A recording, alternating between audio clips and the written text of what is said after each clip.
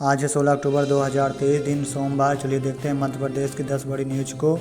आप न्यूज किस जिले से देख रहे हैं, हमें कमेंट में करके ज़रूर बताएं। दिवाली से पहले मिलेगी करोड़ों किसानों को सौगात। प्रधानमंत्री किसान सम्मान निधि योजना के लाभार्थी किसानों के लिए महत्वपूर्ण खबर है। लाभार्थियों को योजना की 15वीं किस्त को लेकर इंतजार जल्द ही खत्म होने वाला है। खबर है कि दिवाली से पहले किसानों के खाते में अगली किस्त के 2,000 रुपये भेजे जा सकते हैं। वहीं योजना की किस्तों का लाभ लेने के लिए मोदी सरकार ने 3 दस्तावेजों को अनिवार्य कर दिया। ऐसे में 15वीं किस्त का लाभ लेने के लिए किसानों को KYC भू सत्यापन और आधार लिंक करवाना अनिवार्य है, वरना आपको योजना का लाभ नहीं मिलेगा। मध्य प्रदेश कांग्रेस ने जारी की 144 उम्मीदवारों की पहली लिस्ट। मध्य प्रदेश विधानसभा चुनाव को लेकर अब कांग्रेस की ओर से भी सभी उम्मीदवारों की पहली सूची जारी हो गई। रविवार 15 अक्टूबर को कांग्रेस की ओर से अपनी पहली उम्मीदवारों की सूची जारी कर दी गई है। इतना ही नहीं, संभावना ये भी जताई जा रही है कि कांग्रेस आने वाले 2 दिनों के भीतर यानी संभवतः 16 को दूसरी और 17 को अक्टूबर को उम्मीदवारों की तीसरी और आखिरी सूची भी जारी कर देगी।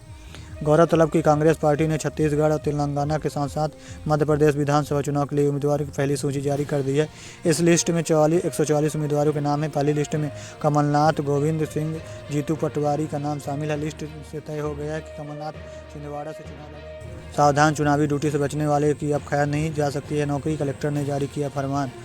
चुनावी ड्यूटी से बचने के लिए बीमारी का बहाना बनाने वाले अधिकारी कर्मचारी सतर्क हो जाएं। उनके इस प्रकार के बहाने अब नहीं सुने जाएंगे और शासन निर्देश पर जांच होगी।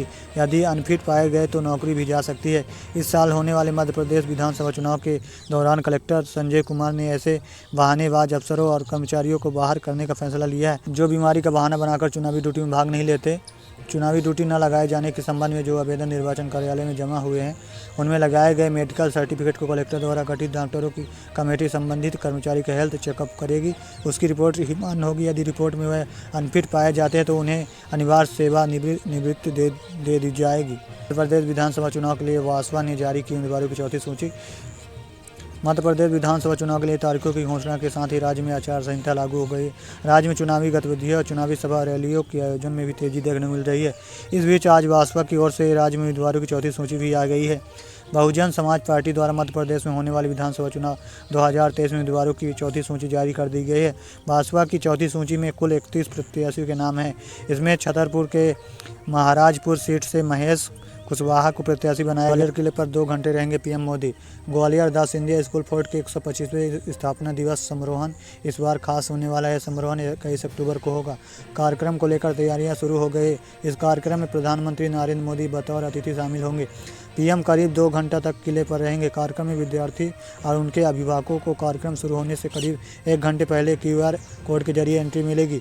स्कूल प्रबंधन की ओर से आगंतुकों की संख्या को सीमित करने और पीएम की सुरक्षा को लेकर यह बदलाव किया गया है। यह एंट्री दोपहर 3 बजे से 4 बजे तक रहेगी।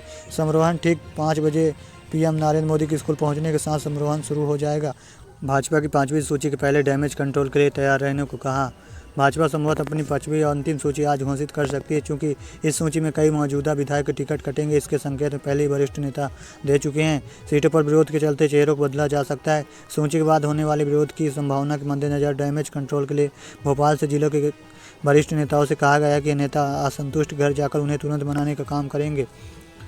भाजपा की बची हुई 54 सीटों पर उम्मीदवारी घोषित होना है। अभी तक पार्टी 136 सीटों पर अपने प्रत्याशी उतार चुकी है। जो सीटें बची है उनमें अधिकांश ऐसी जहां पार्टी अपने वर्तमान विधायकों को सर्वे रिपोर्ट के आधार पर बदल सकती है।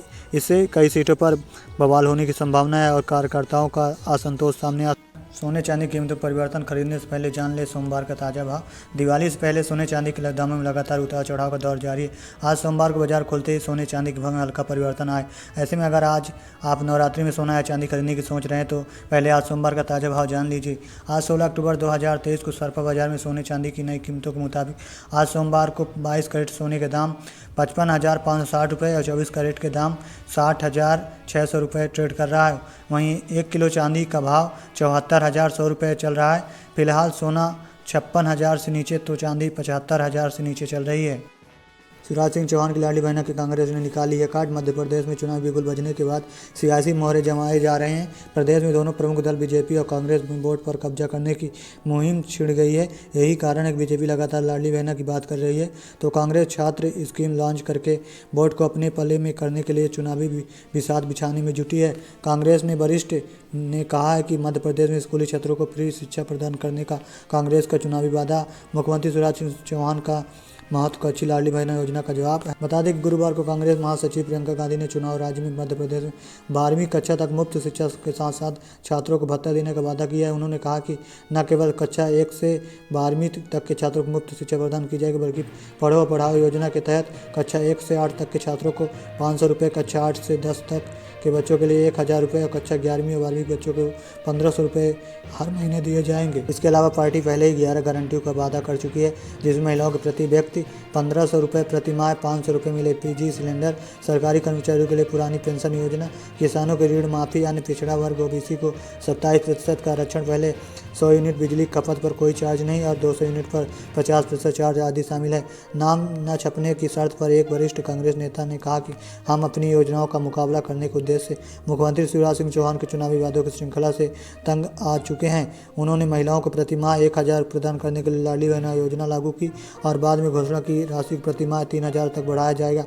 उन्होंने महिलाओं को प्रति माह 1250 देने भी शुरू कर दिए हैं। हमारी 500 LPG योजना का मुकाबला करने के लिए उन्होंने 450 में LPG की पेशकश की है। आंगनबाड़ी केंद्र में बड़ी लापरवाही, एक साथ 4 वैक्सीन लगाने से मासूम की मौत।